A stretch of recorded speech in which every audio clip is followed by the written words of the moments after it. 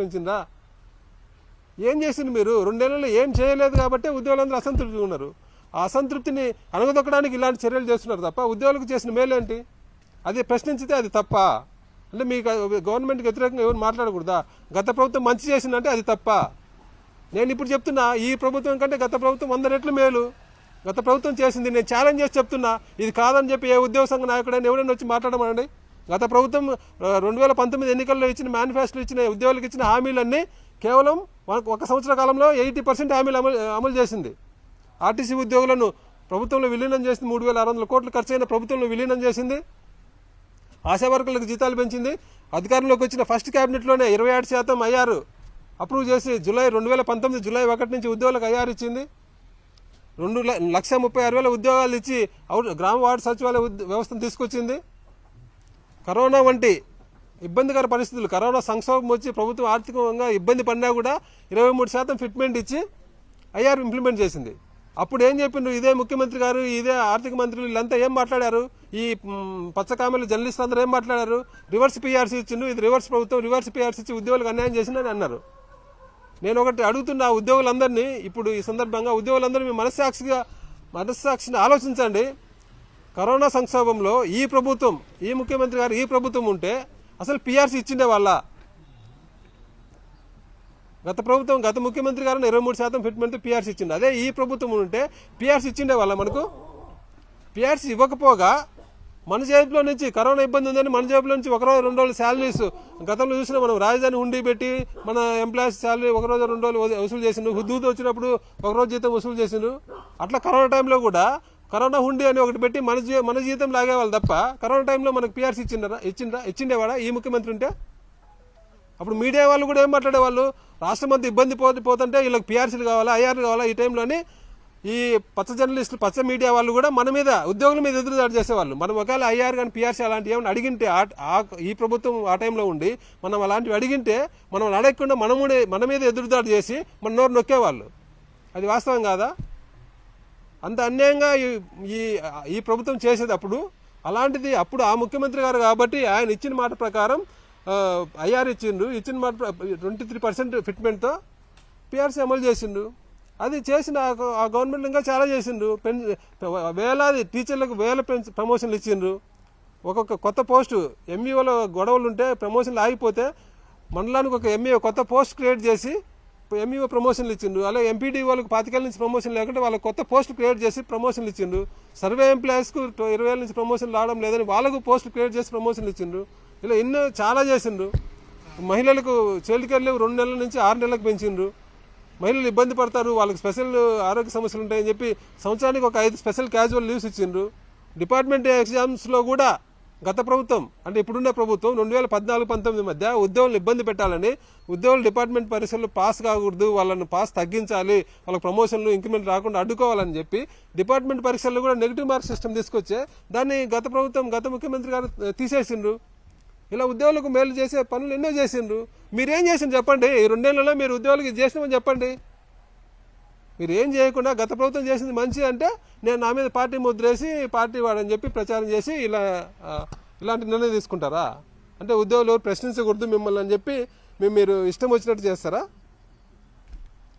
గత ప్రభుత్వం హామీలన్నీ 1 సంవత్సరంలో 80% హామీలు అమలు చేసింది. మీరు 2 ఏళ్ళు అయింది, ఒక హామీ అమలు చేసిందా? చేయలేదు. నేను ఉద్యోగులందరికీ సందర్భంగా కోరుతున్నా, 2014 మేలో మీ జీతం ఎంత ఉంది? 2019 మేలో మీ జీతం, అంటే గత ప్రభుత్వం, ఇదే ప్రభుత్వం 2014లో అధికారం చేపట్టిన రోజు మే శాలరీ మీద ఎంత, 2019 మే శాలరీ ఎంత లెక్కేసుకోండి. అదే 2019 మే శాలరీకి గత ప్రభుత్వం ముఖ్యమంత్రిగా జగన్మోహన్ రెడ్డి గారి టైంలో ముఖ్యమంత్రిగా ఉన్నప్పుడు ఆ ప్రభుత్వం దిగిపోయే నాటికి 2024 మే నాటికి మీ శాలరీ ఎంత? ప్రతి ఒక్కరిని అడుగుతున్న, మీ ఇండివిజువల్గా మీ ప్లే స్లిప్ తీసుకోండి. 14 మేలో మీ శాలరీ ఎంత ఉంది, 19 మేలో మీ శాలరీ ఎంత ఉంది, 24 మేలో మీ శాలరీ ఎంత ఉంది? ఏ ప్రభుత్వంలో ఎక్కువ పెరిగిందో మీరే లెక్కేసుకోండి. ఏ ప్రభుత్వం మంచి చేసిందో మీరే లెక్కేసుకోండి. 100కు 100% గత ప్రభుత్వంలో 75 నుంచి 80% పెరిగితే అంతకుముందు ప్రభుత్వంలో 60 నుంచి 65% పెరిగింది జీతం. మళ్ళీ ఏ ప్రభుత్వం మంచి చేసింది? మంచి చేసిన ప్రభుత్వం మంచి అంటే మీకు నొప్పా? మీరు ఏం చేయకుండా మిమ్మల్ని పొగడాలా? ఇదే నా పద్ధతి? పొగడపోతే ఉద్యోగుల మీద యాక్షన్ తీసుకుంటారా? ఇప్పుడు ఏం చేసింది మీరు? ఉద్యోగులు ఒక కక్షపూరిత రాజకీయం తీసుకొచ్చిండ్రు సచివాలయంలో. ఇప్పుడు ఇప్పుడు నా మీద యాక్షన్ తీసుకున్నారు.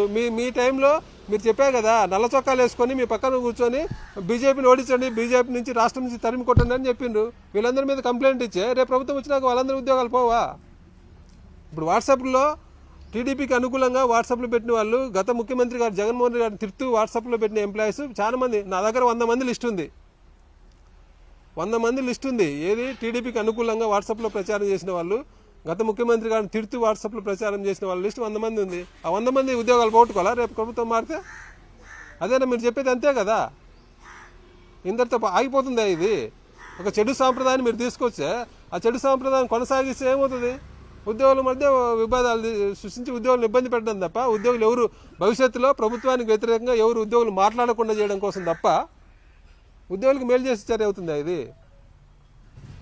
ఇలాంటి చర్యల వల్ల ఉద్యోగుల్లో వ్యతిరేకత తెచ్చుకోవడం తప్ప ప్రభుత్వం ఆశించేది ఏం లేదు.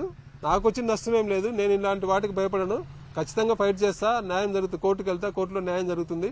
నేను ఎలాంటి తప్పు చేయలేదు. తప్పు చేసిన ఎలాంటి రుజువులు లేవు.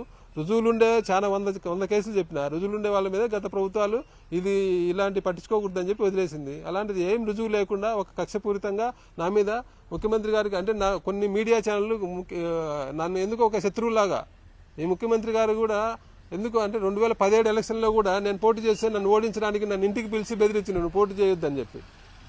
అప్పుడు గెలవాల్సిన వాడిని ఆయన ఇన్వాల్వ్ అయ్యి ఆ ఎలక్షన్లో నన్ను ఓడగొట్టిండు. ఎందుకు మళ్ళీ నా మీద వ్యక్తిగతంగా కక్షంతో తెలియడం లేదు. ఖచ్చితంగా ఇలాంటివి అయితే నేను కోర్టులో నాకు న్యాయం జరుగుతుందని చెప్పి ఆశిస్తున్నా. కొన్ని మీడియా ఛానళ్ళు కూడా ఇష్టం వచ్చినట్టు నా మీద, నేను గత ప్రభుత్వంలో జగన్ బంటు అని నేను అనలేదు. ఆ మాట ఆ పత్రికలు రాస్తే జగన్ బంటు ఎలా గెలిచిందని, నేను సెక్రటరీలో ఎంప్లాయీస్ నాకు ఓట్లేసి గెలిపించే జగన్ బంటు ఎలా గెలిచిందని చెప్పి వాళ్ళే రాసిండ్రు. సరే మీరు బంట అంటే అనుకోండి, నేను గవర్నమెంట్ ఎంప్లాయీని, గవర్నమెంట్ హెడ్ ఆ రోజు ముఖ్యమంత్రి గారు కాబట్టి మీరు అంటే అనుకోండి. నేనన్నా వాళ్ళంటే అన్నా తప్ప నేను జగన్ బంటు అన్నా నేనే ఒప్పుకున్నానని రాయడం. స్థానిక ఎన్నికల్లో కరోనా సమయంలో ఇబ్బంది ఉంది, కరోనా వల్ల ఉద్యోగులు ప్రాణాలు కోల్పోయే పరిస్థితి ఉంది కాబట్టి లోకల్ బాడీ ఎలక్షన్లు చాలాసార్లు డిలే అయినాయి, చాలాసార్లు పోస్ట్పోన్ అయినాయి. ఇప్పుడు ఇబ్బంది ఉంది కాబట్టి ఉద్యోగులకు పోస్ట్పోన్ చేయండి అడిగితే అప్పుడు మేము ప్రభుత్వ తొత్తులు అని చెప్పి మీరు అన్నారు. ఇప్పుడు ఏమైంది?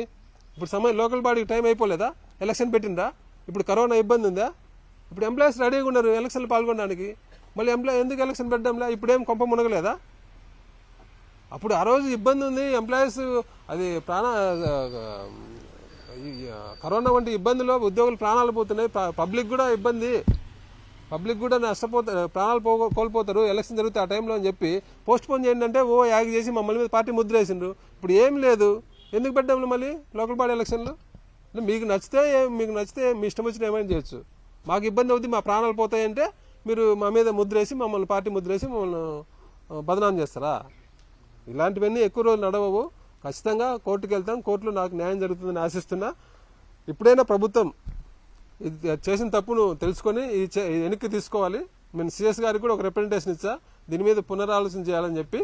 దాని నుంచి ఎలాంటి స్పందన లేకపోతే ఖచ్చితంగా కోర్టును ఆశ్రయించి కోర్టులో నాకు న్యాయం జరుగుతుందని ఆశిస్తున్నా. ప్రభుత్వం మీద అయితే ఖచ్చితంగా ఇలాంటి చర్యలకు భయపడతామని అనుకోవద్దు. ఇలాంటి జరిగినప్పుడు ఇంకా కొద్దిగా ఫ్రీగా ఇంకా గట్టిగా మాట్లాడగలను ఇలాంటి టైంలో. కాబట్టి నాకు ఉద్యోగం ఉండే లేకపోయినా నేను ఎంప్లాయీస్ తరఫున ఎప్పటికీ ఫైట్ చేస్తూనే ఉంటాను, ఎంప్లాయీస్ వాయిస్ని వినిపిస్తూనే ఉంటాను. Thank you very much.